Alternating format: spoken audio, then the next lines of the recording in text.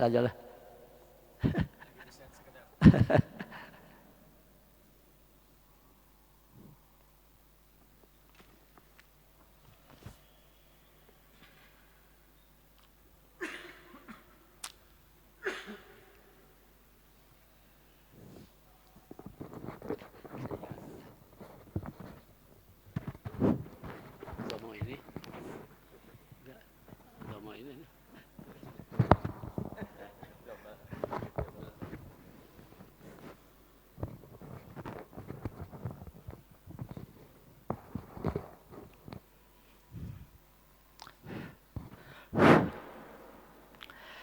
Bismillahirrahmanirrahim.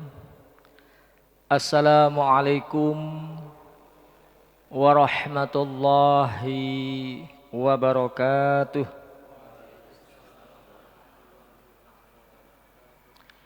Alhamdulillahilladzi arsala rasulahu bil huda wa dinil haqqi liyudhhirahu 'alad dini kullih. Arsalahu basyiran wa nadhira wa da'iyan ilallahi bidnihi wa sirajan munira. Asyhadu an la ilaha illallah wahdahu la syarikalah syahadatan a'adaha liliqaihi dukhara wa asyhadu anna Muhammadan abduhu wa rasuluhu arfa'ul bariyati qadra. Allahumma salli wa sallim ala sayyidina Muhammadin wa ala ali sayyidina Muhammad amma ba'.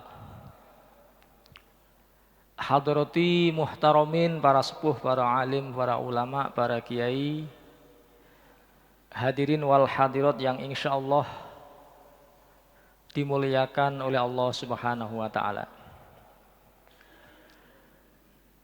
Fajlur Rahman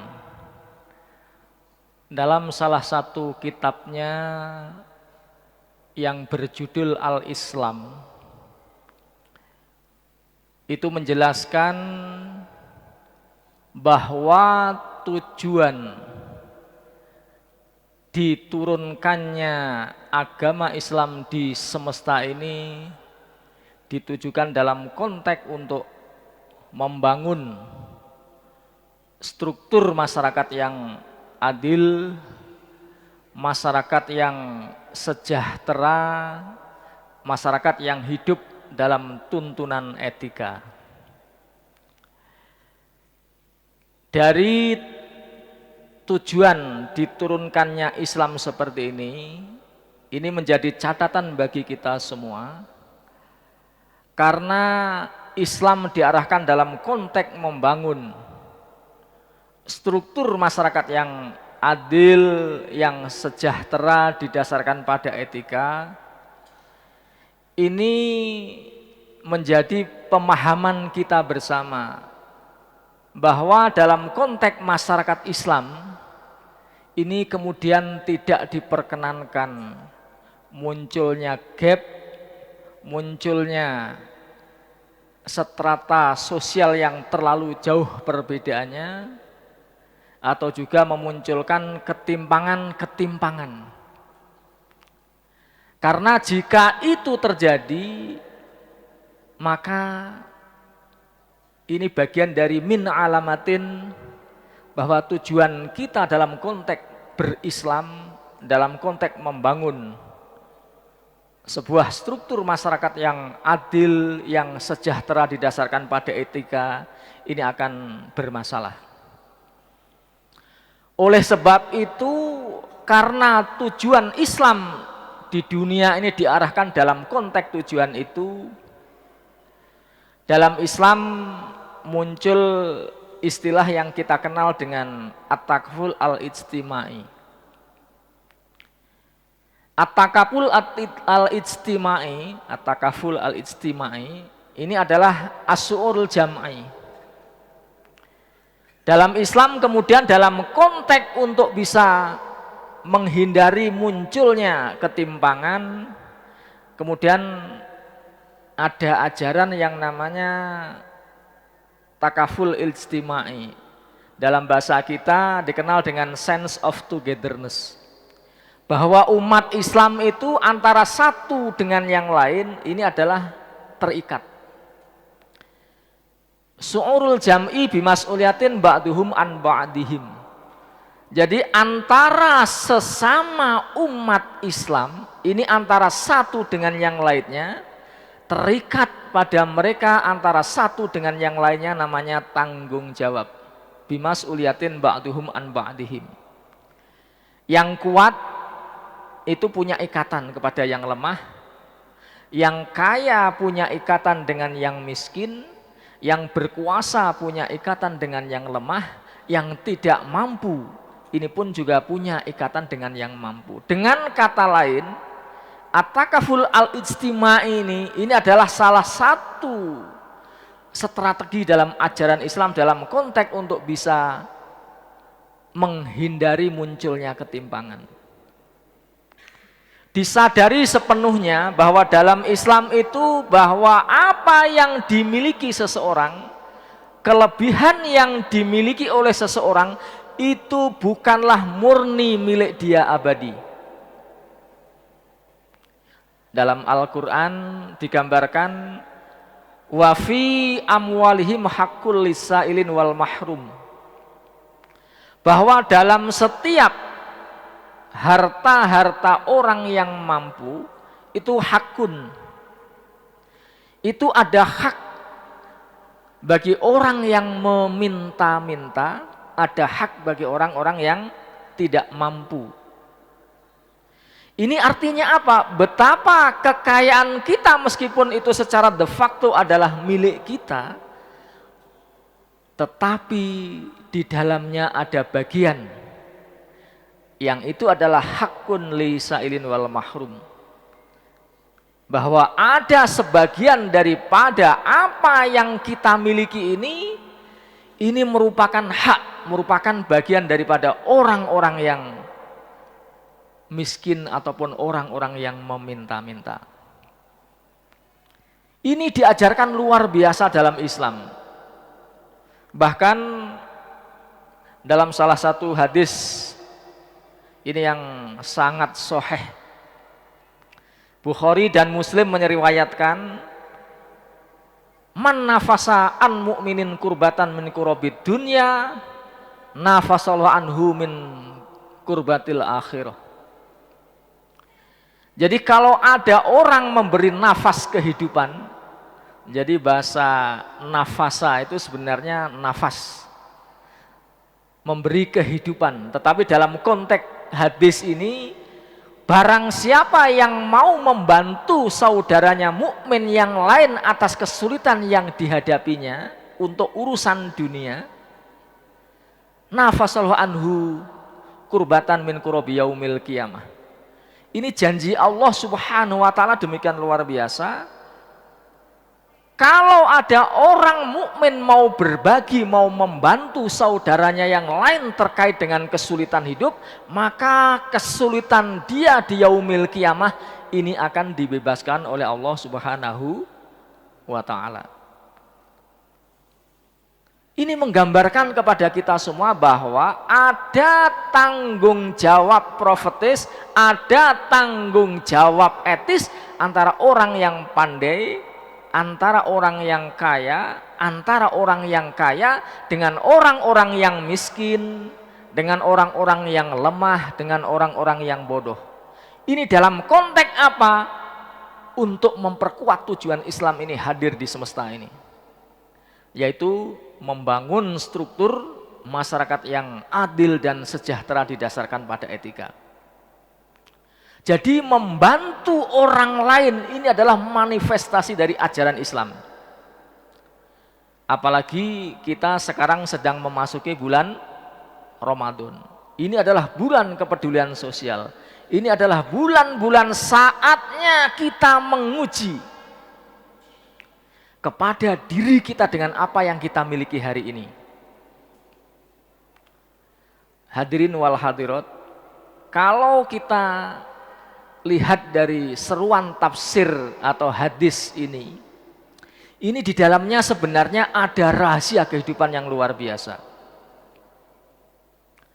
Kalau kita menggunakan bahasa mafhum, kalau dalam ulumul Quran itu ada namanya mafhum muwafaqah, ada namanya mafhum mukhalafah. Kalau kita menggunakan pemahaman mafhum dalam konteks hadis tersebut, jadi sederhananya begini dalam konteks mafhum muwafaqahnya. Jadi setiap orang yang mau membantu kesulitan orang lain, maka kesulitan dia itu akan dibebaskan oleh Allah Subhanahu wa ta'ala. Ini kunci kehidupan. Tetapi sebaliknya, kalau ada orang itu pelit dan bakhil untuk membantu orang lain, maka dia mesti hidupnya akan dipersulit oleh Allah Subhanahu wa ta'ala. Ini adalah logika kehidupan. Ini adalah mafhum daripada hadis yang bisa kita tarik pada kesempatan hari ini. Oleh sebab itu, jangan pernah kita berharap pertolongan dari Allah Subhanahu wa ta'ala dalam kondisi apapun kalau kita ini pelit untuk membantu orang lain. Jangan pernah kita berharap ditolong oleh Allah kalau kita ini pelit untuk menolong orang lain. Wallahu fi aunil abdi makana abdu fi auni akhi. Jadi kalau menggunakan tafsir, kalau dalam Al-Quran itu ada namanya tafsir ayah bil ayah.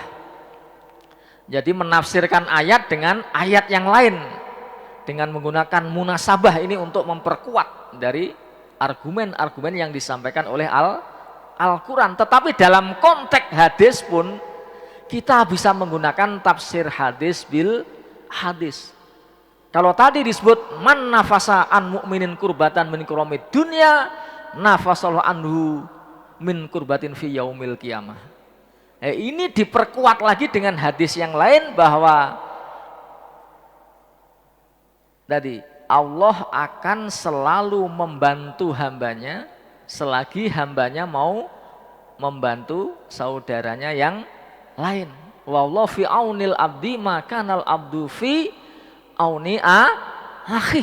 Jadi Allah itu akan selalu, pertolongan Allah itu akan selalu datang kepada orang-orang yang mau membantu saudaranya yang lain.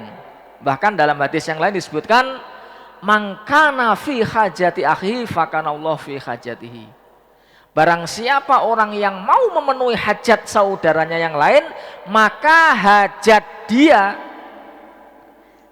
ini akan dicukupkan, akan dipenuhi oleh Allah Subhanahu wa ta'ala. Dari hadis-hadis ini kita bisa mengambil sebuah kesimpulan bahwa kalau kita pengen hidupnya mudah, maka mudahkan orang lain. Kalau hidup kita mau ditolong oleh Allah Subhanahu wa ta'ala, maka kita harus suka menolong orang lain. Man yasaro an muksirin yasaro fid dunya wal akhirah. Barang siapa mau mempermudah urusan saudaranya yang muslim, maka urusan dia ini akan dimudahkan oleh Allah Subhanahu wa ta'ala, baik itu urusan di dunia maupun urusan di akhirat. Jadi Bapak dan Ibu, kalau mungkin ada salah seorang di antara kita yang hari ini hidupnya mungkin sulit, yang mungkin jodohnya sulit, yang mungkin mencari pekerjaan sulit, coba kita evaluasi diri kita. Apakah selama ini kita pernah mempermudah urusan orang? Atau jangan-jangan kita ini seringkali terlalu sering mempersulit urusan orang lain. Karena kalau kita ini pekerjaannya sering mempersulit urusan orang lain, maka urusan kita ini akan dipersulit oleh Allah Subhanahu wa ta'ala. Na'udzubillah summa Alhamdulillah, semoga jamaah yang hadir di ini selalu orang-orang yang dirahmati oleh Allah. Amin. Bapak dan Ibu, tanggung jawab kepedulian sosial untuk kita peduli kepada orang lain, ini adalah doktrin ajaran Islam yang paling dalam. Ujian manusia yang paling berat itu adalah kalau dia diuji dengan kekayaan. Kalau bagi orang yang tidak mampu, dia punya duit 10.000, ngasih keropak 2.000 itu kira-kira berat enggak Bapak dan Ibu? Kira-kira berat enggak? Terkadang saya tuh banyak merenung. Ini saudara-saudara kita itu dalam keadaan fissarro'i wad-dharra, dalam keadaan yang kurang beruntung, punya duit segitu-gitunya, hanya 10.000. Tapi begitu datang ke masjid ada keropak lewat, beliau-beliau ini memasukkan uang sebesar 2.000. 2.000 dari 10.000 itu berapa persen, Pak? Berapa persen? 10%. Tapi teman-teman kita, saudara kita yang mampu itu duitnya tuh ratusan juta Bapak dan Ibu. Ada yang bahkan miliaran. Kalau ada keropak lewat kira-kira ngasihnya berapa Pak? Berapa? 5.000. Dari 100 juta ngasih 5.000 itu berapa persen Bapak Ibu? Coba yang miskin berani mengeluarkan 10.000, 10%, sementara yang kaya hanya 0,2% dari kekayaannya. Ujian paling sulit ini. Jadi memang berat. Makanya kalau kita merenung itu, ini dalam salah satu kitab yang ditulis oleh Imam Syafi'i. Judulnya itu Syarah Diwan Imam Syafi'i. Bahkan karena anehnya melihat kenyataan begitu Bapak dan Ibu, kalau orang kaya itu terkadang karena urusannya banyak, keinginan banyak, gaya hidupnya banyak, untuk urusan amal yang begitu-begitu tuh rada berat. Ini nganjuk pajirunya belum selesai. Kemarin ngutang untuk beli tanah, ekspansi perusahaan, hutangnya masih besar di bank. Jadi kalau mau sodakoh itu beratnya luar biasa.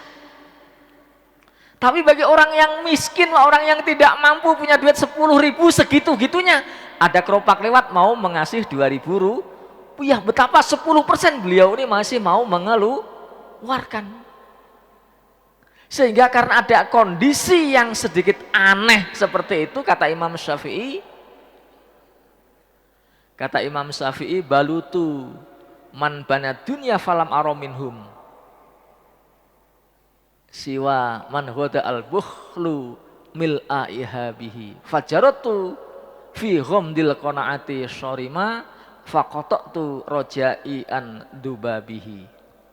Jadi sampai Imam Syafi'i itu seorang imam besar itu membuat ilustrasi dalam syairnya, dalam Syarah Diwan Imam Syafi'i itu, menurutku kata Imam Syafi'i, orang kaya itu tidak lebih orang yang tidak pantas untuk diperhatikan.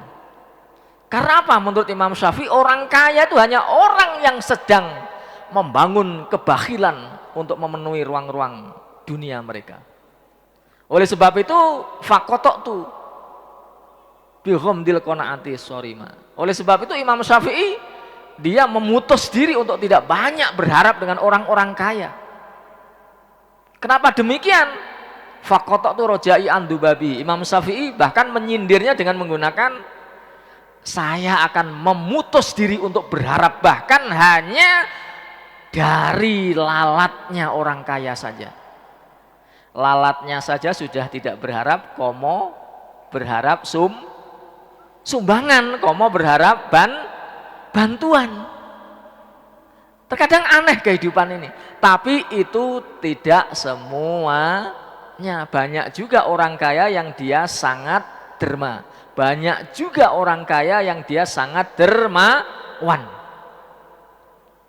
Oleh sebab itu dalam konteks Ramadan ini kita Renungkan bersama-sama betapa Allah Subhanahu wa taala ini mengapresiasi yang luar biasa. Bagi orang yang mau memberi makan saudaranya, yang mau memberi nafas kehidupan pada saudaranya, dia akan diangkat derajatnya 1000 derajat di hadapan Allah Subhanahu wa taala. Dalam salah satu riwayat Nabi besar Muhammad sallallahu bersabda, ini saya kutip dari Minahus Saniyah dari kitab yang dikarang oleh Asy-Sya'rani, menyebutkan bahwa barang siapa orang yang memberi makan seorang muslim dengan makanan, maka kataballahu alfi hasanatin. Jadi man at'ama jadi disebutkan di sana itu barang siapa memberi makan kepada it'aman musliman, itu memberi makan kepada saudaranya yang muslim, maka dia akan dicatat kataballahu alaihi alfi hasanatin wa rafa'alahu alfu darajatin. Orang yang mau menyisihkan sebagian hartanya untuk dimakan saudaranya yang lain, ini akan dicatat oleh Allah dengan 1 juta kebaikan.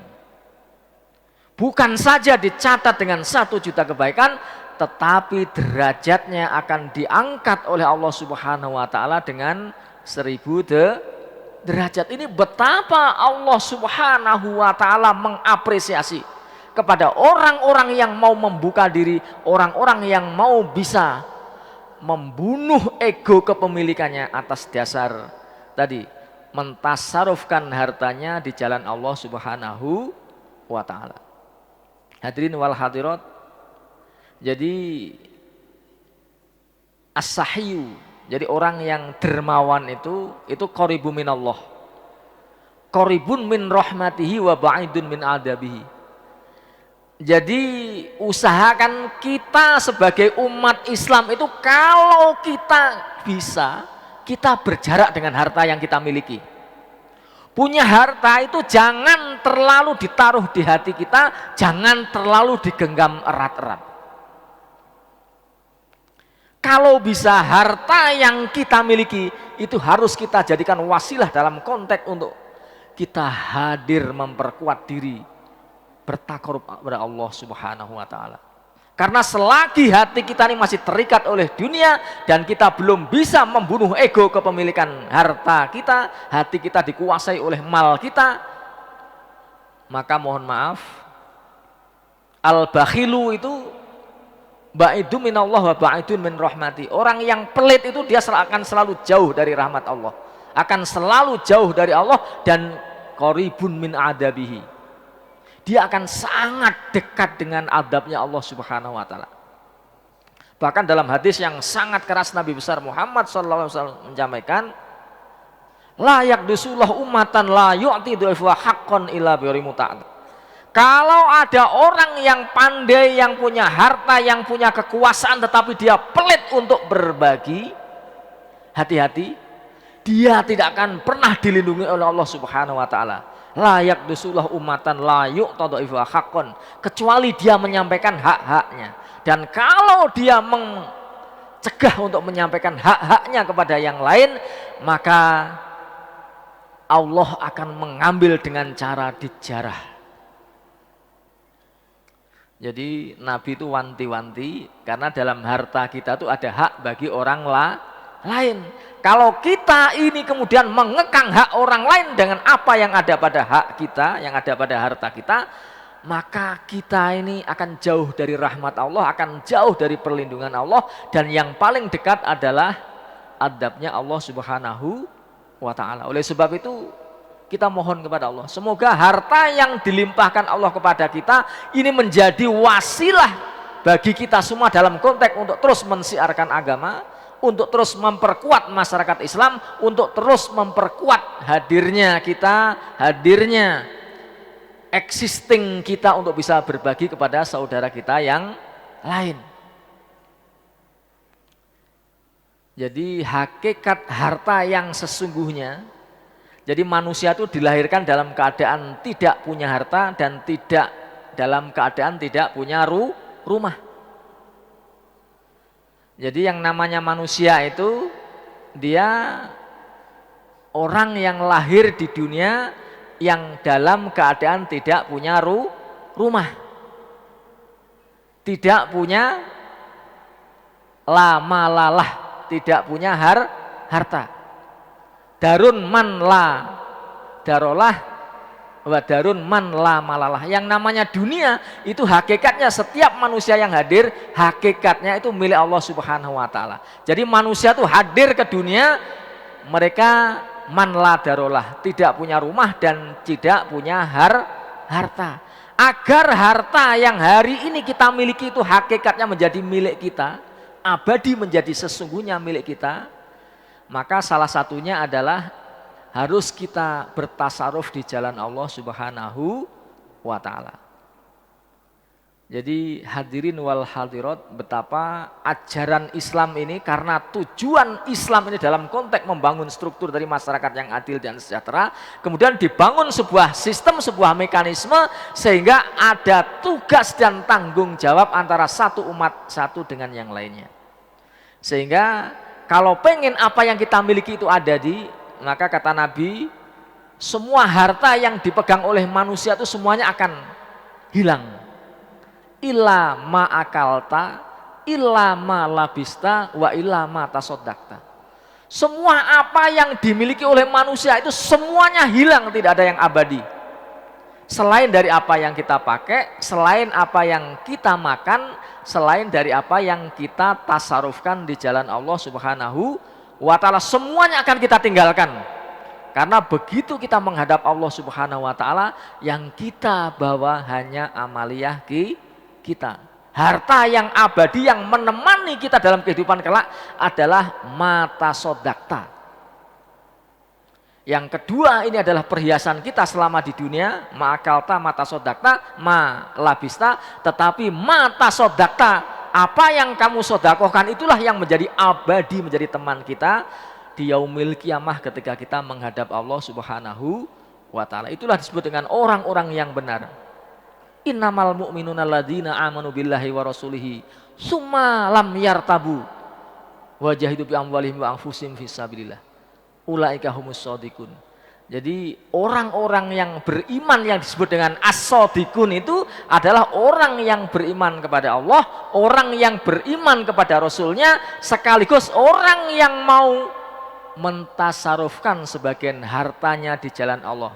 Sumalam yartabu, dengan keadaan tidak ragu. Itulah mereka yang disebut dengan orang-orang yang benar. Hadirin wal hadirat, kita mohon kepada Allah semoga semua jamaah yang hadir hari ini selalu dilimpahkan harta yang diberkahi oleh Allah Subhanahu wa taala.